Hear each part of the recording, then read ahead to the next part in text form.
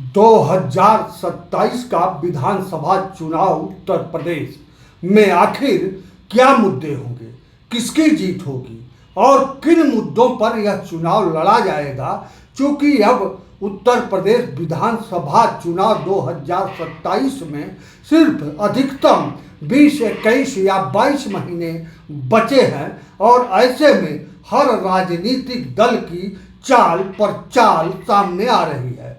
इस पर एक विश्लेषण हमारा सुनिए, जिसमें मुसलमानों की जाति और उनके अगले पिछड़े और दलित मुसलमानों का जो नया कार्ड सामने भाजपा लेकर आ रही है, उसका भी, मुसलमानों की स्थिति का भी एक विश्लेषण इसके बीच इस वीडियो में किया हूँ।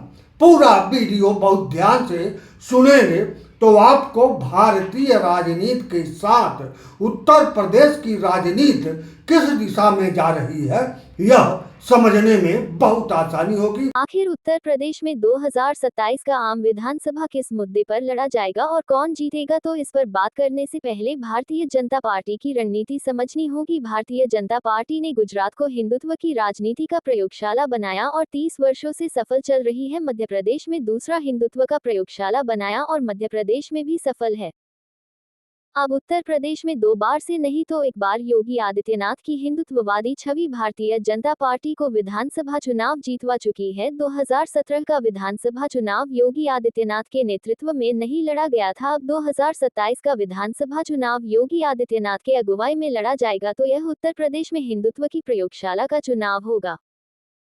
उत्तर प्रदेश में समाजवादी पार्टी भारतीय जनता पार्टी आमने सामने होगी और अखिलेश यादव पिछड़ा दलित का कार्ड फेंकते हुए चुनाव के मैदान में उतरेंगे। हिंदुत्व से पिछड़ा दलित समाजवादी पार्टी अलग कर ही चुनाव जीतने की ओर बढ़ेगी और समाजवादी पार्टी की सोच है मुसलमान तो उसके साथ ही जाएंगे। इसी को भारतीय जनता पार्टी निशाने पर ले रही है। जो भारतीय जनता पार्टी अब मुस्लिम समाज के बीच अगड़ा पिछड़ा और दलित कार्ड खेल रही है। मुसलमानों को जातियों में भाजपा बांटना शुरू कर दिया है और पिछड़ा मुसलमान और दलित मुसलमान भाजपा अपने खेमे में लाने की चाल चल रही है। अब भारत में मुस्लिम समाज को आमतौर पर एक समान धार्मिक इकाई के रूप में देखा जाता है, लेकिन यहाँ भी अगड़े पिछड़े और दलित जैसी वर्गीय पहचानें मौजूद हैं। भारतीय मुस्लिम समाज को मोटे तौर पर 3 वर्गों में बांटा जा सकता है। अशराफ अगड़ा वर्ग। अशराफ वर्ग में वे मुसलमान आते हैं जो खुद को ऊंची नस्ल या वंश से जोड़ते हैं। इनमें सैयद, शेख, पठान और मुगल प्रमुख हैं। ये वर्ग धार्मिक, सामाजिक और शैक्षिकी रूप से प्रबुद्ध माना जाता है। स्वतंत्रता आंदोलन के समय से लेकर आज तक मुस्लिम नेतृत्व और धार्मिक संस्थानों पर इनका वर्चस्व बना रहा है। अजलाफ पिछड़ा वर्ग। अजलाफ वे मुसलमान हैं जिनका सामाजिक स्तर पारंपरिक रूप से नीचा रहा है। ये वे लोग हैं जो या तो हिंदू धर्म से इस्लाम में परिवर्तित हुए थे या समाज में सेवा, कारीगरी, दस्तकारी जैसे कार्य करते हैं। इनमें जुलाहा, अंसारी, कसाई, मीरासी, दर्जी, नाई आदि जातियां शामिल हैं। ये वर्ग संख्या में तो अधिक है, परंतु संसाधनों तक पहुंच में सीमित है। अर्धजाल पासमिंदा दलित या अति पिछड़ा वर्ग। अर्धजाल या दलित मुसलमान वे लोग हैं जिनका इस्लाम में परिवर्तन होने के बावजूद सामाजिक भेदभाव बना रहा। ये सफाईकर्मी, भंगी, हलालखोर जैसी जातियों से आते हैं। इनकी स्थिति अत्यंत पिछड़ी और हाशिए पर रही है। यही पसमानदा मुसलमान कहलाते हैं, जो आज सामाजिक न्याय की राजनीति का अहम हिस्सा बनते जा रहे हैं। दशा, सामाजिक और आर्थिक स्थिति। भारत में मुसलमानों की समग्र स्थिति का अध्ययन करते समय सच्चर समिति रिपोर्ट 2006 एक महत्वपूर्ण दस्तावेज है।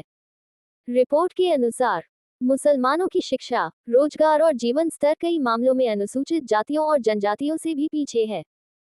मुस्लिम समुदाय के भीतर भी अशराफ वर्ग के लोग ही अधिकतर नौकरियों, राजनीति और धार्मिक संस्थाओं में प्रतिनिधित्व पाते हैं, जबकि अजलाफ और अर्धजाल को हाशिए पर रखा गया। मुस्लिम दलितों की स्थिति दोहरे भेदभाव वाली है। एक ओर धार्मिक पहचान के चलते भेदभाव, दूसरी ओर जातिगत कारणों से। हाल के वर्षों में पसमानदा आंदोलन ने मुस्लिम समाज की जातीय सच्चाई को सतह पर लाया है। इस आंदोलन का उद्देश्य मुस्लिम समाज के भीतर जातिगत असमानताओं को समाप्त करना और सामाजिक न्याय सुनिश्चित करना है। यह आंदोलन कहता है कि केवल इस्लामिक एकता का नारा देना पर्याप्त नहीं, जब तक पसमानदा तबके को बराबरी न मिले।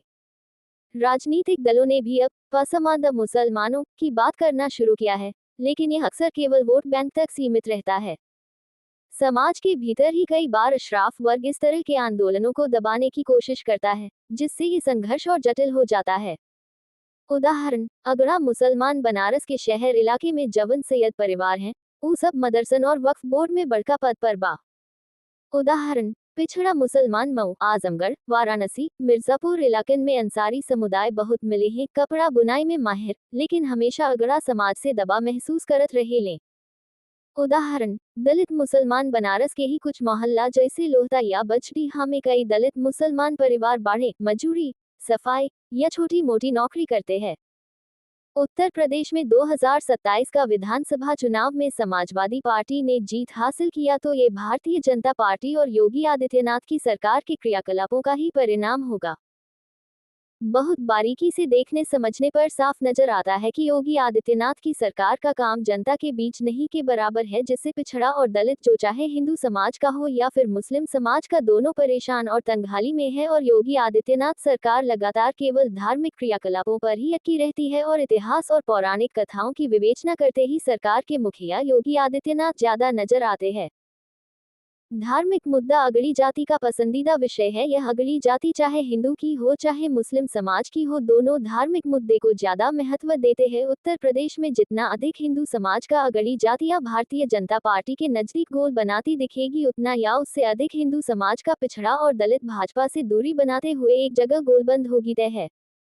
और 2027 के विधानसभा चुनाव में उत्तर प्रदेश में यही गोलबंदी ही समाजवादी पार्टी या भारतीय जनता पार्टी को चुनाव जिताएगी और हराएगी भी। यहाँ एक बात पूरी तरह से साफ हो चुकी है कि उत्तर प्रदेश में नरेंद्र मोदी माननीय प्रधानमंत्री का कोई मैजिक नहीं है और उत्तर प्रदेश में योगी आदित्यनाथ मुख्यमंत्री भी कोई मैजिक युक्त नेता नहीं है। उत्तर प्रदेश में सपा चुनाव योगी आदित्यनाथ ने कारनामे पर ही आधारित रहेगा, जो पॉजिटिव और नेगेटिव दोनों खेल खेलेगा। और उत्तर प्रदेश का पूरा चुनाव जाति आधारित ही रहेगा। जाति कार्ड समाजवादी पार्टी हिंदुओं के बीच खेल रही है तो भारतीय जनता पार्टी जाति कार्ड मुसलमानों के बीच खेल रही है। जाति आधारित राजनीति का प्रयोगशाला 2027 में उत्तर प्रदेश बनेगा, भले ही भारतीय जनता पार्टी इसे हिंदुत्व की प्रयोगशाला बनाना चाहती है। इसी राजनीति के चौंसा पर उत्तर प्रदेश का भला होगा या भला नहीं होगा, ये 2027 के विधानसभा का चुनाव परिणाम ही तय करेगा।